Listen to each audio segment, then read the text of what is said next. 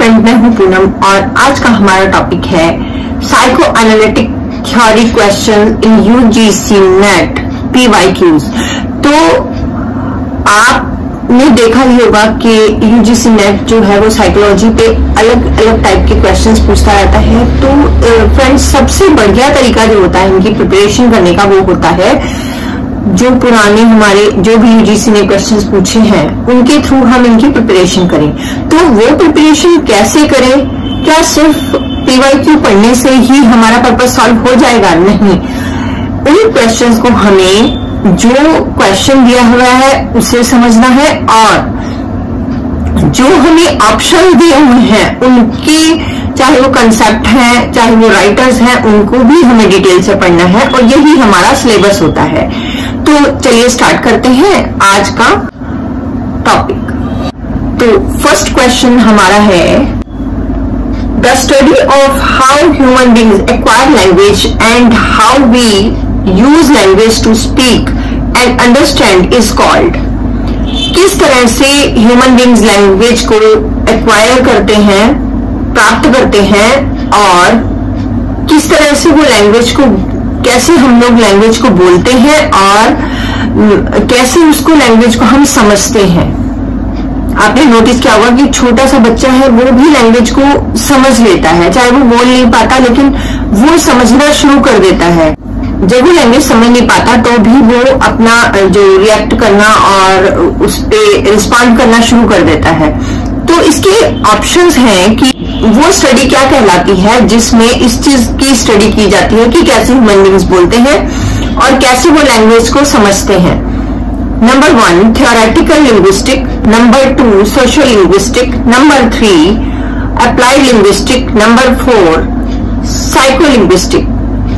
तो इसका आंसर मैं आपको पहले ही बता देती हूँ। साइको लिंग्विस्टिक है जिस चीज से हम अपने माइंड में उसका एक मीनिंग निकाल के, अपने दिमाग से, अपने अंदर के ज्ञान से उसका मीनिंग निकाल के और रिस्पॉन्ड करते हैं हम जब, तो उससे ही साइको लिंग्विस्टिक कहा जाता है। अब हम इसका डिटेल में एनालिसिस समझ लेते हैं। जो 4 ऑप्शंस हमें दिए हुए हैं कि थ्योरेटिकल लिंग्विस्टिक क्या होता है। थ्योरेटिकल लिंग्विस्टिक होता है लैंग्वेज की स्टडी को प्रैक्टिकल ना करके उन्हें सिर्फ फंडामेंट्स उसके पढ़ लिए जाएं और उसके प्रिंसिपल्स पढ़ लिए जाएं कि जो लैंग्वेज होती है वो थ्योरी में क्या क्या होती है, उसका कोई प्रैक्टिकल यूज हम जरूरी नहीं है कि करें। तो ये थ्योरेटिकल हो गई। सोशल लिंग्विस्टिक क्या होती है? सोशल लिंग्विस्टिक होता है कि जितने भी सोशल फैक्टर्स हैं वो लैंग्वेज को किस तरह से यूज किया जाता है समाज में। अलग अलग लोग अलग अलग जगहों पे अलग अलग परवरिश में लैंग्वेज का किस तरीके से यूज करते हैं। जैसे ऑफिस में अलग टाइप की लैंग्वेज बोली जाएगी, कंप्यूटर में अलग टाइप की लैंग्वेज यूज होगी और जो टीचर्स हैं वो अलग टाइप की लैंग्वेज बोलते हैं, स्टूडेंट्स अलग टाइप की बोलते हैं। कहीं वो पढ़ने जाते हैं किसी इंस्टीट्यूट्स वगैरह में तो वहां अलग टाइप की लैंग्वेज वो यूज करते हैं। मीन्स एक आम बोलचाल की भाषा अलग होती है। अगर हम किसी प्रोफेशनल के साथ बात कर रहे हैं या फिर जैसे डॉक्टर पेशेंट बात करें या कोई भी प्रोफेशनल्स या किसी प्रोफेशनल से हम किसी काम से संबंधित बात करते हैं तो उससे संबंधित हम लैंग्वेज और जो भी भाषा और जो टेक्निकल वर्ड्स हैं वो अलग अलग टाइप की यूज करते हैं। ये है समाज में अलग अलग टाइप से बोली जाने वाली भाषा के जो स्ट्रक्चर है वो सोशल लिंग्विस्टिक में आ जाएंगे। अप्लाइड लिंग्विस्टिक में है भाषा के प्रयोग कि भाषा के जो एक्सपेरिमेंट किए जाते हैं, प्रैक्टिकल यूज क्या होता है भाषा का, वो अप्लाइड लिंग्विस्टिक में आ जाएगा। साइको लिंग्विस्टिक में हो जाएगा कि हम किसी भी भाषा को या किसी सेम वर्ड को अलग अलग इंटोनेशन से जब वो बोला जाता है तो किस तरह से अपने माइंड में हम किसी का बॉडी लैंग्वेज को समझ के और उसकी बोले गए वर्ड्स को समझ के किस तरह से रिस्पॉन्ड करते हैं, वो साइको लिंग्विस्टिक में माना जाता है। तो इस क्वेश्चन नंबर 1 का आंसर है psycho linguistic. Next question, match the following concept with the theorist. Friends, मैं एक बात और यहाँ पे आपसे करना चाहूंगी कि हम वहां पे जब एग्जाम्स में बैठे होते हैं कि वहां पे हमें जल्दी जल्दी क्वेश्चन सॉल्व करने होते हैं तो हमारे ऊपर इतना प्रेशर होता है कि हम जाने पहचाने क्वेश्चंस को भी हमें वहां नए लग रहे होते हैं, हम घबरा रहे होते हैं वहां पे। तो हमें यहाँ घर से इतनी प्रैक्टिस करके जानी है, इतने अच्छे से कंसेप्ट क्लियर करके जाने हैं, इतने अच्छे से पढ़ के जाने हैं कि हम वहां जाके घबराए नहीं। और जो PYQ है स्पेशली उनको इस तरीके से पढ़ना है डिटेल में, यही समझ के कि यही हमारा सिलेबस है। तो क्वेश्चन नंबर 2 है, match the following concept with the theorist. A, defamiliarization, B, uncanny, C, actor network theory, D, होमोसेसर। हो सकता है मैं इनके जो प्रोनाउंसिएशन है वो गलत करूं, तो प्लीज आप लोग अगर किसी को सही आता है तो मेरे साथ शेयर करें कमेंट में, लेकिन अभी मुझे जो समझ में आ रहा है मैं उस तरीके से बोल रही हूँ, क्योंकि हमारा जो पर्पस है वो क्वेश्चन को सॉल्व करना है। तो डिफैमिलियराइजेशन जो है उसको विक्टर शक्लोवस्की जो है उन्होंने ये टर्म दी है। कई बार जो है हमारी लाइफ में ऐसी चीजें हम देखते हैं जो हमारे लिए फैमिलियर तो होती है, जानी पहचानी तो होती है, हम उन्हें जानते हैं, लेकिन फिर भी हमें उनसे डर भी लगता है। जैसे मैं अपनी बात बताऊं तो मुझे कुत्ते, हमारे घर में भी कुत्ता है, लेकिन मुझे शुरू से ही कुत्तों से थोड़ा सा दूर रहने का ही रहता है, कि दिमाग में एक डर रहता है कि पता नहीं जानवर है काट ले या कुछ है। लेकिन ऐसे ही रोबोट होते हैं, जैसे ह्यूमन रोबोट है, वो देखने में हम बहुत अच्छी बातें सुनते हैं कि जो ह्यूमन रोबोट है उनको देख के हम अपने जैसे ह्यूमन रोबोट को देख के बहुत खुश होते हैं, लेकिन जब वो हमारे सामने आते हैं तो एक मन में एक अनजाना सा डर भी रहता है। ऐसा ही डर हमारे मन में बचपन से अंधेरे के प्रति भी रहता है। डिफैमिलियराइजेशन विक्टर शक्लोवस्की का कंसेप्ट है। यहाँ पे श्लोवस्की लिखा हुआ है, लेकिन ये शक्लोवस्की है। ये एक लिटरेरी टेक्निक है, इसे जानी पहचानी चीजों को नए तरीके से हम देखते हैं। अनकैनी जो है, जिसे जर्मन में अनइंग्लिश कहा जाता है, इस टर्म को पॉपुलराइज किया था सिगमंड फ्राइड ने अपने ऐसे द अनकैनी 1919 में लिखा हुआ था। लेकिन ये टर्म जो है वो कॉइन इन्होंने नहीं की थी, वो जो टर्म है वो अर्नस्ट जेंश ने 1906 में ही कॉइन की थी। और ये एक साइकोलॉजिस्ट थे, तो इन्होंने अपने ऐसे on the psychology of uncanny में ही इसे यूज कर लिया था। और जो टर्म है इसके बारे में जैक्स लाकान कहते हैं कि जब हम कोई किसी चीज को देखते हैं, लोगों को देखते हैं, हम अच्छे और बुरे में जब भेद नहीं कर पाते, जब हम एक ही टाइम पे खुशी भी महसूस करते हैं किसी को देख के और दुख भी महसूस करते हैं, तो एक तरह की हमारे दिमाग में एंजाइटी हो जाती है उसको देख के। एंजाइटी हो जाती है तो वो जो एंजाइटी होती है अंदर ही अंदर हमारे अंदर चलती रहती है, एक चिंता सी, वो हमें अनजाने में भी होने लग जाती है। तो इसी को ही अनकैनी कहा जाता है, जब हम समझ नहीं पाते। जैसे आपने कभी नोटिस किया होगा कि आप अपने घर में, आपके पास बहुत सारा काम है और अचानक से कोई ऐसा पर्सन मिलने के लिए आ जाता है जिससे आप बहुत प्यार करते हैं, लेकिन उस समय पे आप अपने आप को प्रेजेंटेबल नहीं पाते हैं उसका वेलकम करने के लिए, या आपके घर में और भी लोग हैं, आप उस पर्सन से उतना खुल के उतना अपनेपन से नहीं मिल पा रहे हैं, तो अंदर ही अंदर एक टेंशन सी लग जाती है, या फिर कहीं जाना होता है, या फिर इससे भी ज्यादा वर्स्ट सिचुएशन हमारे साथ हो सकती है, जिसमें खुशी और दुख दोनों मिली जुली, हमें समझ नहीं आ रहा होता कि हम क्या करें। एक अनजानी से एंजाइटी अंदर ही अंदर चलती रहती है, उससे ही अनकैनी कहा गया है। यूलिया क्रिस्टीवा ने भी इस कंसेप्ट को एब्जेक्शन के नाम से यूज किया है अपने ऐसे पावर ऑफ हॉरर एंड ऐसे ऑन एब्जेक्शन में। ये इसे पोस्ट स्ट्रक्चरलिज्म में यूज करती हैं। तो यहाँ पे हम वापस आते हैं अपने क्वेश्चन पे कि जो कंसेप्ट है वो यहाँ पे हमारे क्वेश्चन के अकॉर्डिंग, ये जो कंसेप्ट है जो भी हमें ऑप्शन दिए गए हैं उसके अकॉर्डिंग अनकैनी सिगमंड फ्राइड का है। एक्टर नेटवर्क थ्योरी फ्रेंड्स, ये एक्टर नेटवर्क थ्योरी जो है एक नया टॉपिक है, नया सा टॉपिक है। और एक्टर नेटवर्क थ्योरी में यहाँ पे एक्टर का मतलब कोई फिल्मी एक्टर नहीं है, बल्कि एक्टर का मतलब है, एक्ट से एक्टर है मीन्स काम करने वाले। काम करने वालों में एक्टर किस किस चीज का नेटवर्क होता है, हमेशा नेटवर्क ह्यूमंस का नहीं होता। एक्टर नेटवर्क थ्योरी में ह्यूमन और नॉन ह्यूमन सभी लोगों का एक नेटवर्क होता है।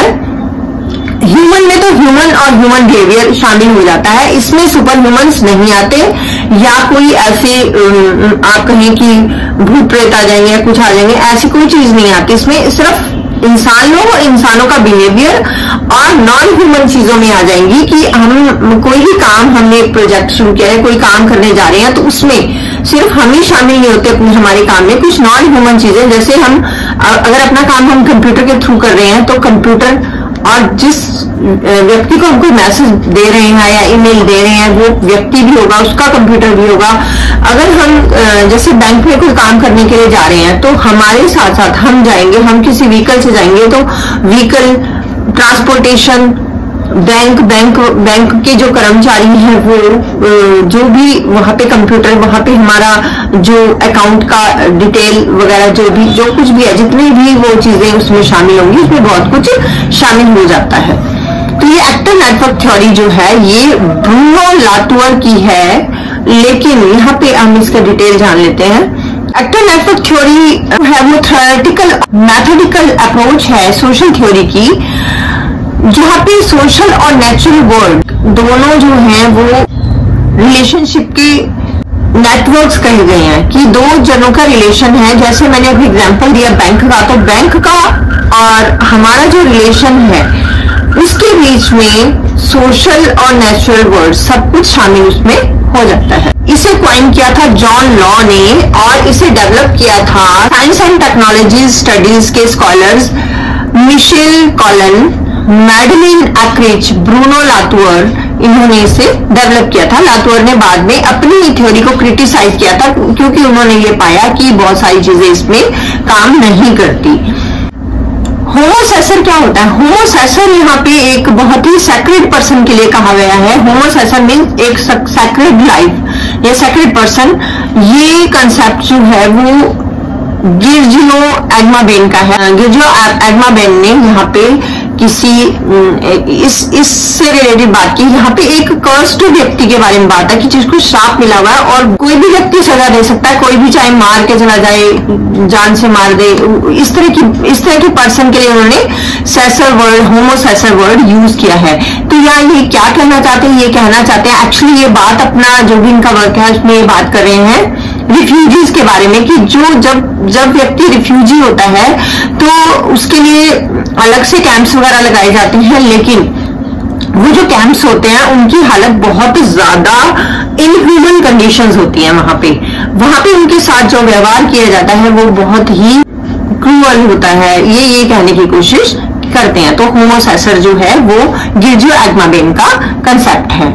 तो यहाँ पे हमारे क्वेश्चन का जो आंसर है ये 4 है। ए का 3 डिफेमिनाइजेशन विक्टर शिक्लोवस्की, बी का 4 अनकैनी सिगमंड फ्रॉइड, सी का 2 active network theory Bruno Latour और होमोसेसर के गिरजियो एडमाबेन। ये है question number 3। Which of the following is not true with regard to Lacan's concept और थ्योरी ऑफ स्टैंड पॉइंट। यहाँ पे theory of stand point के बारे में बात की गई है। थ्योरी ऑफ स्टैंड पॉइंट क्या है? फीमेल साइकोलॉजी वाली थ्योरी है। पुरुषवादी नजरिया होता है समाज का एक, लेकिन समाज में या फिर एलीट वर्ग या कुछ जो सभ्य लोग होते हैं उनके नजरिए से समाज चलता है। जो हाई क्लास लोग हैं या मिडिल क्लास लोग हैं उनके नजरिए से ही ज्यादातर समाज जो है वो चलता है। लेकिन यहाँ पे जो कुछ ऐसे लोग होते हैं जो मार्जिनलाइज्ड होते हैं, जिन्हें समाज पूरी तरह से स्वीकार नहीं करता, और जो लोग होते हैं जो एक सोसाइटी के लिए काम करते हैं और उनका नजरिया चीजों को देखने का अलग हो जाता है, क्योंकि उनकी जो स्थिति होती है, उनकी डिस्पोजिशन होती है, जो उनकी जो सिचुएशन होती है वो अलग होती है। वो उनका एक अलग पर्सपेक्टिव समाज को देखने का या किसी भी कंसेप्ट को देखने का या किसी भी घटना को देखने का अलग हो सकता है। इसमें ज्यादातर महिलाओं को और जो मार्जिनलाइज्ड लोग हैं, जो दबे कुचले हुए लोग हैं, समाज के दलित लोग हैं, उनको इसमें शामिल किया गया है। तो ये स्टैंड पॉइंट थ्योरी है। लैका का इससे क्या लेना देना है? लैका का लेना देना ये है, लैका ने भी इसके बारे में रिसर्च किया तो उन्होंने पाया it assumes that social position can provide a privileged perspective on some relation and knowledge, कि अगर आपकी सोशल पोजीशन अच्छी है तो आप कुछ रिश्तों और कुछ नॉलेज को लेके पहले से आपका नजरिया प्रिविलेज्ड होता है, यानी पहले से ही एक नजरिया बना हुआ होता है। जैसे मान लो अगर एक व्यक्ति बहुत अच्छी संपन्न परिवार में पैदा हुआ है, उसके माँ बाप का प्यार मिला, उसकी अच्छी भरा पूरा परिवार है, वहां पे सब हंसते बोलते हैं, सब है, तो उसका नजरिया परिवार के बारे में यही होगा कि सबके माँ बाप ऐसे होते हैं, सबके भाई बहन ऐसे होते हैं। तो यहाँ पे कि इंसान जिस तरह के वातावरण में पैदा होता है, बड़ा होता है, उसका जैसा पालन पोषण होता है वो वैसा ही सबको समझने लग जाता है। यहाँ पे ये है, It argues that those who are marginalized or oppressed may have access to insights and perceptions that dominant groups lacks। कहते हैं कि हो सकता है कि जो दलित लोग हैं या फिर महिलाएं हैं या फिर कुछ जिन्हें दबाया जाता है या जिनसे जोर जबरदस्ती से काम कराया जाता है या फिर जिनके विचारों को कोई तवज्जो नहीं दी जाती है, उनका नजरिया डोमिनेंट ग्रुप, जो मेन ग्रुप है, जो हेड बनते हैं समाज के, उनसे अलग हो सकता है। तो ये भी लैका की ये भी स्टैंड पॉइंट थ्योरी से मिलता जुलता है, लैका का जो फाइंड आउट है जो भी रिसर्च का। C it refers to situation in which the oppressed class is destined to lose class consciousness, कि ऑप्रेस्ड क्लास क्या उसके भाग्य में क्या क्लास कॉन्शियसनेस को वो खो देती है, क्या वो ये नहीं समझ पाती कि हम कौन सी क्लास से बिलोंग करते हैं? नहीं, ऐसा बिल्कुल भी नहीं है। उनका नजरिया अलग होता है लेकिन उन्हें पता होता है वो कहाँ है, किस जगह से बिलोंग करते हैं। D. It suggests that perspective of those on the margin of the society cannot help to understand social dynamics। कहते कि जो ये ऐसा सजेस्ट करता है कि जो समाज में जो किनारे पे लोग हैं, दलित लोग हैं या फिर जिन्हें समाज ने बाहर कर रखा है, क्या वो लोग जो सोशल समाज की गतिशीलता है उसको समझने में कोई हेल्प नहीं कर सकते? नहीं, ऐसा बिल्कुल भी नहीं है, वो मदद कर सकते हैं। तो सी और डी तो मैच नहीं कर रहे हैं। E the theory is based on the idea that social contradiction and political struggle can shape counter hegemonic norms. Hegemonic का मतलब होता है कि समाज पे राज तो करना, लेकिन सामने वाले को ऐसा लगना चाहिए कि हम उसकी मर्जी से ही काम कर रहे हैं, ये होता है हीजमोनिक। यहाँ पे कह रहे हैं द थ्योरी इज बेस्ड, कि ये जो स्टैंड पॉइंट थ्योरी है ये इस आइडिया पे बेस्ड है कि सामाजिक जो विरोधाभास हैं और जो पॉलिटिकल स्ट्रगल चलती रहती है, वो जो राजनीतिक संघर्ष है वो हीजमोनिक नॉर्म्स के काउंटर, मतलब उसके उलट चीजों को शेप दे सकता है। क्या ये सही है?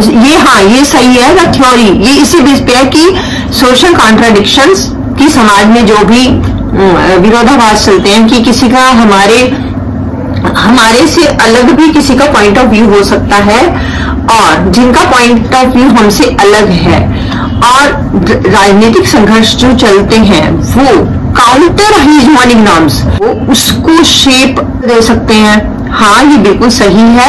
तो ए, बी और ई थ्योरी ऑफ स्टैंड पॉइंट से मैच करते हैं और सी और डी नहीं मैच करते। तो which of the following is not true with regard to Lacan's concept और theory of standpoint. Theory of standpoint जो है वो फीमेल साइकोलॉजी से रिलेटेड है, लेकिन यहाँ पे लैका के कंसेप्ट को इससे मैच करने की कोशिश की गई है। तो बी और डी पॉइंट जो है वो ट्रू नहीं है इस थ्योरी के बारे में। Next, who coined the term phallogocentric. Phallocentrism का मीनिंग है कि समाज पुरुषों के बताए गए नियमों के अनुसार ही चलता है, और लोगोसेंट्रिज्म का मीनिंग है कि जो भाषा है वो समाज की रियलिटी को ही दर्शाती है। डरेडा ने इन दोनों कंसेप्ट को मिला के फैलोगोसेंट्रिज्म बनाया है, जिसका ये मीनिंग माना जाता है कि समाज में पुरुषों के विचारों को ही महत्व प्रदान किया जाता है और उन्हीं की भाषा को ही मान्यता प्रदान की जाती है, जबकि जो महिलाएं हैं उनके विचारों को और उनके जो नजरिए हैं उनको साइड पे रखा जाता है, उन्हें उतना प्रायोरिटी नहीं दी जाती।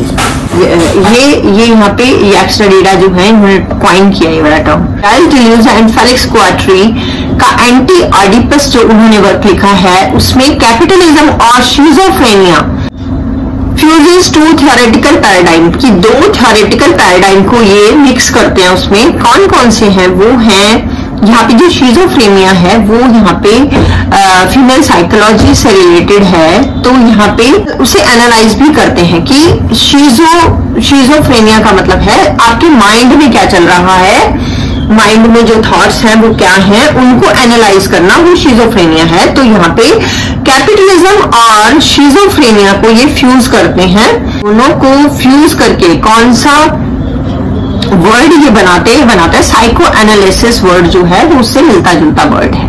विच of the statement are correct? सबसे पहले diegesis is a term used by Plato to mean statement, by Aristotle to mean narration. यहाँ पे डाइजेसिस टर्म जो है वो प्लेटो ने यूज तो की है पर उसका मतलब स्टेटमेंट तो बिल्कुल भी नहीं। नेक्स्ट है Foucault's term biopolitics refers to the attempt of government to rationalise the problem. ये बिल्कुल सही है, फूको ने बायोपॉलिटिक्स की बात की है, जैसे सरकार जो है वो हमारे आधार कार्ड बनवाती है या और कोई डॉक्यूमेंट्स हमारे बनवाती है, वहां पे कितने या फिर हमारी जो जनगणना होती है उसमें कितने लोग हैं, कितनी महिलाएं, कितने पुरुष क्या करते हैं, कितने लोग कहाँ काम करते हैं, सारी जानकारी हमारी गवर्नमेंट के पास रहती है। हमारी जो बायोपॉलिटिक्स का मतलब कि सरकार के पास हमारा पूरा डाटा रहता है, तो ये बायोपॉलिटिक्स है कि हमारा जो भी हमारे पर्टिकुलर, इससे क्या होता है, हमें लोगों को ये कहा जाता है कि इससे आपको एक स्पेशल स्टेटस मिलेगा, आपके पास एक कार्ड होगा जो आप दिखा पाओगे कि आप इंडिया के सिटीजन हो और ये, लेकिन सरकार के पास हमारा पूरा डाटा रहता है। तो ये बायोपॉलिटिक्स है, ये फूको की टर्म है, बिल्कुल सही है ये statement. Hypertext is a term that refers to second degree literature made up of works which allude to derive from hypotext. Hypotext होता है मेन टेक्स्ट, जहां से कोई वर्क लेके लिखा जाता है, जैसे रामायण जो है, वाल्मीकि रामायण है, वो एक हाइपोटेक्स्ट मान सकते हैं आप उसको, या फिर उससे भी पुराने जो वेद वगैरह हैं उन्हें मान सकते हैं एक हाइपोटेक्स्ट आप। और उससे प्रभावित होके अगर हम कोई वर्क आज के जमाने में लिखते हैं या 15th सेंचुरी में किसी ने लिखा या फिर तुलसीदास जी ने रामचरितमानस लिखी, उनसे इंस्पायर होकर जो वर्क लिखा जाता है वो होता है हाइपर टेक्स्ट। तो अपने आप ही वो एक सेकंड डिग्री का लिटरेचर हो गया जो किसी फर्स्ट डिग्री के लिटरेचर जिसे कि हाइपोटेक्स्ट कहा जाता है से बनाया गया है। तो सेकंड स्टेटमेंट भी सही है, सी स्टेटमेंट सही है। Desiring machine is a concept introduced by Antonio Gramsci. Desiring machine नाम की कोई कंसेप्ट एंटोनियो ग्राम्स्की की नहीं है। Dream work is a psychoanalytical term to describe the mechanism that transforms raw material of a dream to its content. Dream work एक psychoanalytic term है जो ये डिस्क्राइब करती है कि जो मैकेनिज्म है वो ड्रीम के रॉ मटेरियल का, जो भी हमने सपने में देखा उसको रॉ मटेरियल की तरह यूज करके और इसके कंटेंट तक पहुंचा जा सकता है कि अगर हमने कोई सपना देखा है तो वो क्यों देखा है, हमारे सबकॉन्शियस माइंड में वो चलता रहता है। Question: Match list 1 with list 2. List 1 aporia, scapes, interpellation, mirror stage. इनको हमें मैच करना है। अपोरिया जो होता है वो एक बहुत ही पावरफुल टूल है जो डीकंस्ट्रक्शन में थ्योरी में यूज किया जाता है। ये एक ऐसा पॉइंट है जहां पे हम डिसाइड नहीं कर पाते, जैसे मैकबेथ में टू बी और नॉट टू बी वाली जो थ्योरी है कि वो सुसाइड के बारे में सोच रहा है कि करूं या नहीं करूं, तो वो कोई डिसीजन पे पहुंच नहीं पा रहा। तो इस तरह की जब सिचुएशन हमारे साथ कभी आ जाती है, जरूरी नहीं कि सुसाइड से रिलेटेड, बट कभी कभी हम फैसला लेने में बड़े कंफ्यूज हो जाते हैं कि ये करना चाहिए, वो करना चाहिए, कुछ हमें समझ में नहीं आ रहा होता। तो ऐसी स्थिति को अपोरिया कहा जाता है।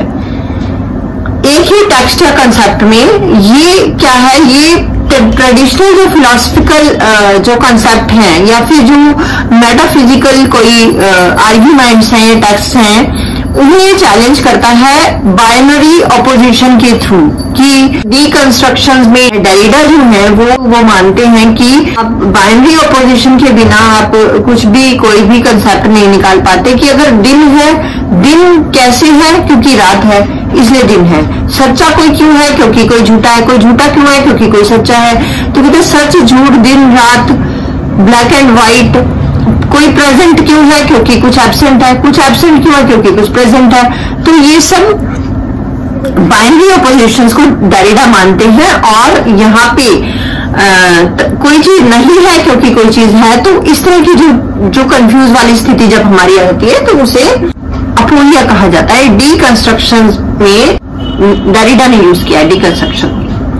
इंटरपेलेशन जो है वो एक मार्क्सिस्ट कंसेप्ट है, मार्क्सिज्म का कंसेप्ट है ये।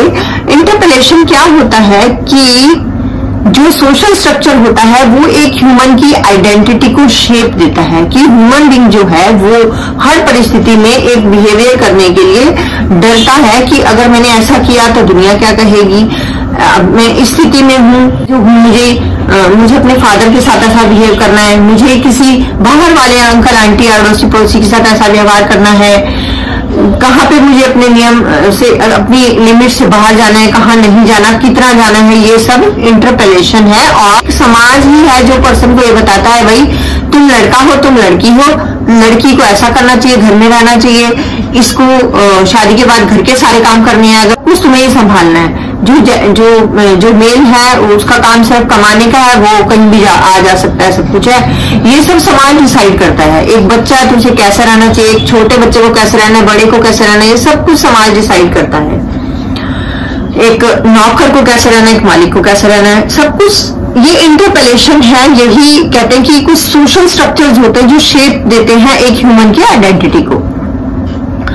यहाँ पे कहते हैं मिरर इमेज तो बहुत ही फेमस है। लड़का का 6 महीने का बच्चा हो जाता है और वो अगर पहली बार शीशे के सामने जा रहा है, बच्चे को बहुत मजा आता है शीशे के सामने जाने में, लेकिन वो धीरे धीरे 6 महीने से पहले तो वो ये समझ रहा होता है कि मेरे मतलब अपने आप को अलग नहीं समझता, वो हंसता है, बोलता है सब है, लेकिन मिरर के सामने जैसे जाता है, अलग अलग एक्टिविटी करता है, तो वो पहले शुरू में थोड़ा हैरान होता है, हैरान भी हो सकता है, वो अपने सेल्फ को पसंद नहीं भी कर सकता है, कर भी सकता है, हो सकता है वो अपने आप को, अपनी छवि को आइडियल मान के आगे जाके बिहेवियर करे। तो ये सब, ये मिरर इमेज जो है ये एक आइडियल आई या एक आइडियल ईगो को क्रिएट करता है। ये लाकान का कंसेप्ट है। स्केप्स क्या होता है? स्केप्स, यहाँ पे वर्ड स्केप्स का मतलब होता है डायमेंशन। जैसे हम लैंडस्केप बोलते हैं, लैंडस्केप मतलब एक नजारा जो दूर दूर तक जमीन का नजारा दिखाई दे रहा है, वहां से लैंडस्केप में यहाँ लैंड की बात ना करके सिर्फ स्केप की बात की जा रही है, डायमेंशन की बात की जा रही है। लेकिन यहाँ पे 5 टाइप के डायमेंशन बताए हैं। नंबर 1 एथ्रोस्कोप। एथ्रोस्कोप का यहाँ एथ्रो का मतलब ह्यूमन। ये जो है ग्लोबलाइजेशन से रिलेटेड जो कंसेप्ट है, ये है कि आजकल ह्यूमन बींग जो है वो सब लोग काफी ग्लोबल, सब चीजों का ग्लोबलाइजेशन हो गया है। सब लोग एक दूसरे, पूरी दुनिया के लोग जो हैं आज कंप्यूटर के थ्रू या सोशल साइट्स के थ्रू एक दूसरे से जुड़े हुए हैं। ये एथ्रोस्कोप है। टेक्नोस्कोप का मतलब है हम टेक्नोलॉजी जो है वो आजकल अक्रॉस द वर्ल्ड फैली हुई है टेक्नोलॉजी। फाइनेंस स्कोप का मतलब है कि आजकल लोग जो है अपना पैसा एक जगह लिमिटेड नहीं रखते, वो ऑल ओवर द वर्ल्ड अपना पैसा कहीं भी इन्वेस्ट कर सकते हैं, कहीं भी जाके कमा सकते हैं। तो ये सब फाइनेंस स्केप में आता है। 4th है मीडिया स्केप। मीडिया का मतलब है कि आज जो दूरदर्शन है, जो भी चीजें हैं आज ऑल ओवर द वर्ल्ड फैली हुई हैं। एक जगह की जो भी खबरें हैं वो हम घर बैठे आज ले सकते हैं, बात कर सकते हैं उनसे, रिपोर्टर्स लाइव न्यूज दे सकते हैं। ये मीडिया स्केप में आ जाएगा। मतलब आइडियोस्केप का मतलब यहाँ पे है कि जो विचार हैं आज एक जगह का जो लिटरेचर है या विचार है, थॉट्स हैं या नए नए आइडियाज है, वो एक ही जगह तक लिमिटेड नहीं है, वो ऑल ओवर द वर्ल्ड फैल चुके हैं और सब लोग उन आइडियाज को जान सकते हैं, एक्सेप्ट भी कर सकते हैं, रिजेक्ट भी कर सकते हैं। तो ये जो है हमारा अपोलिया जो है वर्ड वो डीकंस्ट्रक्शन का है। स्केप जो है वो ग्लोबलाइजेशन का है। इंटरपेलेशन मार्क्सिज्म का है और न्यू स्टेज साइको एनालिसिस का है। It is unimaginable that all the following events happened in 1 year. इस बात की कल्पना भी नहीं की जा सकती कि ये सारी जितनी भी घटनाएं नीचे लिखी गई हैं ये सारी एक ही साल के अंदर घटित हुई।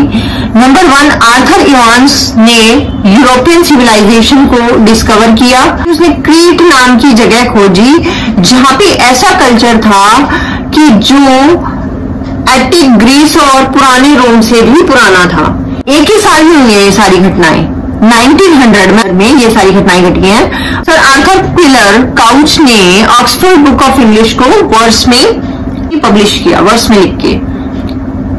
पैब्लो पिकासो ने स्टेशन पे, उसने पैब्लो पिकासो पहली बार मतलब पेरिस में स्टेशन पे पहुंचा बार्सिलोना ट्रेन से। मैक्स प्लैंक ने क्वांटम थ्योरी को दुनिया के सामने रखा। ह्यूगो डी राइस ने एक चीज का खोज की जिसे बाद में जीन्स कहा गया। जीन्स मतलब पहनने वाली जीन्स नहीं, जो ह्यूमन के अंदर जो जीन्स होते हैं वो जीन्स। सिगमंड फ्राइड ने अपनी book the interpretation of dreams publish की थी 1900 में। कोका कोला ब्रिटेन में पहुंचा, ये 1900 का था।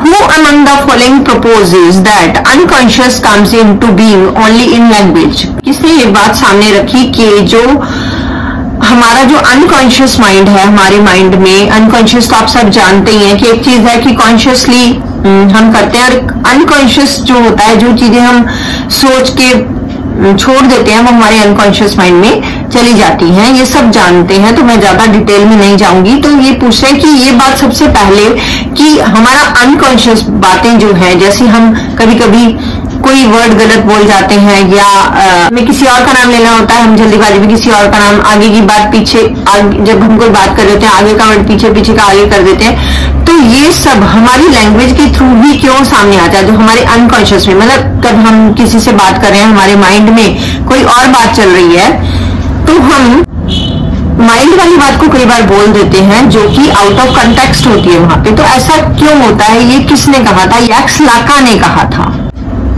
By whom the term stream of consciousness was first used for the first time? The stream of consciousness term was first time used by William James. William James जो थे वो एक psychology का बंदा था ये, और इसने द प्रिंसिपल ऑफ साइकोलॉजी नाम का वर्क लिखा था। उसमें इन्होंने टर्म यूज की थी, लेकिन ये टर्म जो है क्वाइन की थी बेन नाम के एक व्यक्ति ने। पहली बार लिटरेचर में इसे किसने यूज किया था? लिटरेचर में मे सिंक्लेयर नाम की एक लिटरेरी क्रिटिक ने यूज किया था, जब वो डोरोथी रिचर्डसन का वर्क पिलग्रिमेज सीरीज, जिसका पहला वॉल्यूम था पॉइंटेड रूफ्स पिलग्रिमेज, उसे वो एनालाइज कर रही थी, तो उन्होंने ये पहली बार लिटरेचर में यूज किया था। तो फ्रेंड्स, इसमें आज का हमारा जो काम है वो इतना ही है। आपको डरना बिल्कुल भी नहीं है। आपको एक क्वेश्चन में अगर 4 ऑप्शन आ रहे हैं, चारों ऑप्शंस के बारे में अच्छे से पढ़ना है। जितना मैंने आपको करवाया है इसको आप रिवाइज कीजिए, इसके नोट्स बना लीजिए, जो इसमें लिखा हुआ है उसके भी और जो मैं बोल रही हूँ उसके भी। तो ऐसा करने से आप अगर जितना कर रहे हैं उसे रिवाइज कीजिए, और जो भी लेटेस्ट पुराने हमारे, चाहे वो कितने भी पुराने, यूजीसी नेट जो है वो रिपीट कर लेता है क्वेश्चंस को।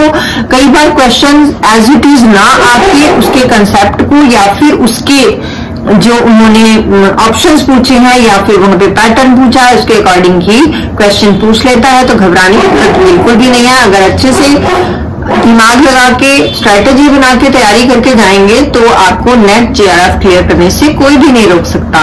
और मेरी बेस्ट विशेष आपके साथ है। बेस्ट ऑफ लक, तैयारी करते रहिए, कुछ भी नहीं होगा, क्लियर हो जाएगा। Okay, thank you. मिलते हैं नेक्स्ट वीडियो में।